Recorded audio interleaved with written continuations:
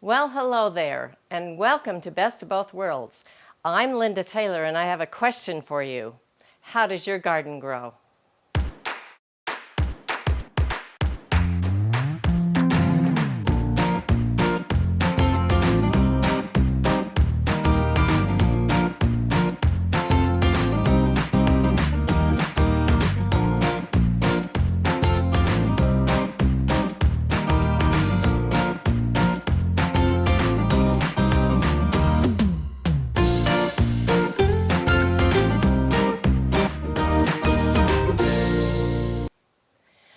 I am so excited about the program today because I want to show you some of the ways that I have done Grandma's Gardens. It is a very traditional pattern, usually hand-pieced. The quilt that I'm working on today has been done by machine. And this is it finished in the background. So let's get started and show you how I did it. This quilt is so amazing, and I love this outside border. And so I really chose some cool designs to go into it. Here's a bigger picture of it, and the colors are amazing. I want to show you the back side of it. This is the only Grandma's Garden that I have ever seen pieced by machine, and this girl did such a beautiful job. These are just some pictures of it on the wrong side. All of the other ones I have ever done have been hand-pieced, but there's a technique you can find out there. I'm sure it's on YouTube somewhere, and she said it was really easy. This quilt was given to me by a friend. I traded quilting, and she did this top for me. Just some more pictures of the wrong side. So beautifully, beautifully done. There's the border again. Just meticulous. Okay, so let's get started on the quilting. I just wanted to show you what I did on this quilt in this outer border. And here's a picture of the outer border so you can see it finished.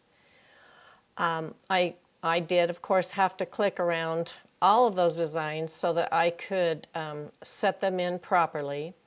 But I love the designs that I chose. They were all very simple, but I think each one really added to the quilt. And then in the two borders out here, I added a feather all the way around, and that turned out very nice. On the flowers, here are, and you can see the top border up there again, here are some of the flowers. Actually, these were feathers.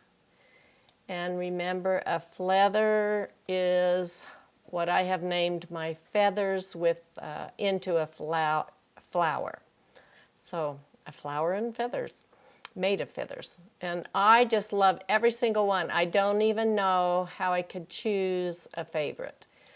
But these designs, of course, went onto the back too, and they're just amazing. That's the Indian feather. I love that one. And then, of course, on the side, I did have to trim out, so it didn't do, because it was partial. Every other one was partial. And here's some more of them. I did a different feather in each of the flowers on this quilt. And again, I don't even know how I'd begin to choose my favorite, because they're just, every single one of them, so amazing. This is Linda's Egyptian curl. It is always beautiful. Just really pretty. So now we'll show you the freehand that I did on the quilt. I did all the connections freehand, so I want to show you what I did on those.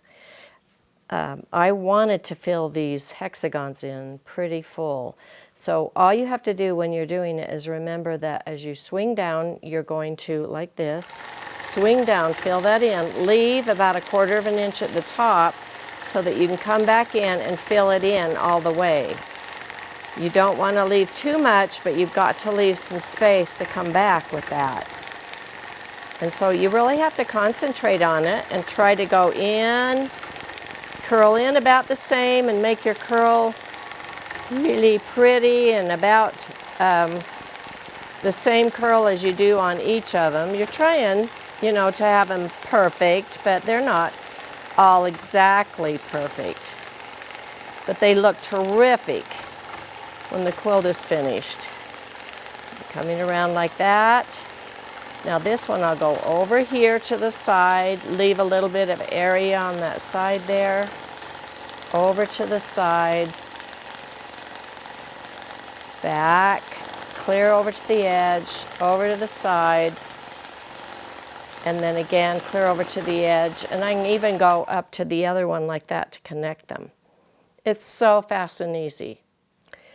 On the outside, these little hexagons on the outside of this, I really wanted it to be outstanding, and I just picked a very simple design that you can do freehand so easily, and it goes so fast, but it is so dainty and looks so complicated. It's really beautiful, and I'll show you how easy it is to do that.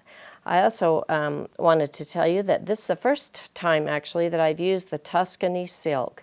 And boy, am I impressed with that. Now I want all my quilts to be Tuscany silk. It's amazing. Beautiful, soft batting.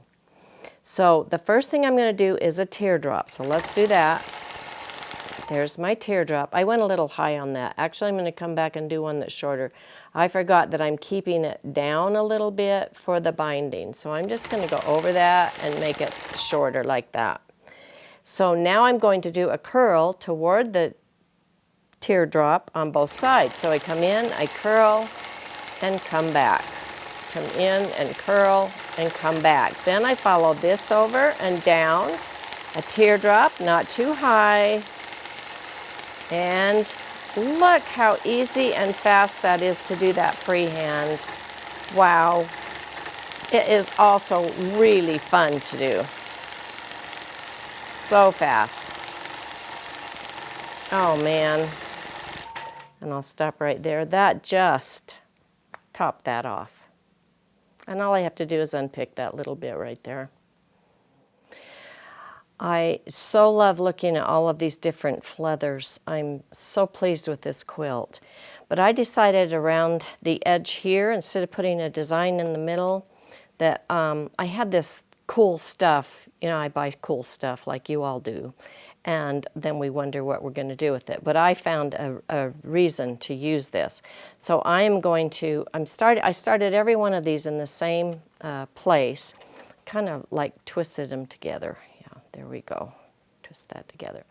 So I'm starting it here, and it's just on the edge there, and I'm in regulated, and all I'm going to do is just do kind of a zigzag to that corner, and a zigzag over to this corner, stop, because this is a hexagon, not a circle. So I'm stopping in the corners, then pull it down over here to the corner. And I'm going to come in here and I'm going to cut this off where I started, like that. Okay, and right here, just back and forth in a zigzag. And then one more over here, and then I'll just kind of take it up there just to secure that and make sure it's nice and secure.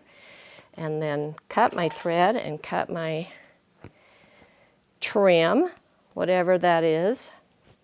Oh, that is so cute. I just adore it. I just wanted to show you a few pictures of other grandma's gardens that I have done. These are tops that I have bought, and this one was a little tiny grandma's garden, and so I added a muslin border around the outside just to make it a little bit bigger. Here's a picture. This was all done freehand. The quilt was in the grandma's garden all freehand, and I did the feathered rose on it, and then I did just my feathered meandering in the outside edge, and bound that one with a cute little floral binding. Love this little quilt. This border on it, and so let's take a little closer look at the feather that I put in those borders. Half of it's in the white, half of it's in the pink. It was really fun to do. And on this quilt, I also did, as I went across, I did each one of the, this is all freehand, each one of the flowers differently. And then on the next row, I moved the first one back to the last. So they were in a diagonal when I finished. This is the back of the quilt. Just so you can see some of the designs that I did on the back of the quilt. And it was a beautiful sateen that I used on the back. Just interesting designs. You can do so much with these flower gardens. Very colorful quilt, gorgeous antique fabrics. This quilt has, the connectors are all in that blue fabric. And again, I sort of designed it so that I had the middle in one, and then as I went around the outside, I did different designs, but I repeated them around the quilt. So, again, a wonderful idea. That was super fun. I hope that you were inspired and that you won't be afraid to tackle a grandma's garden, whether all of your flowers are the same or whether they're all different like mine. Thanks for joining me. See you next time.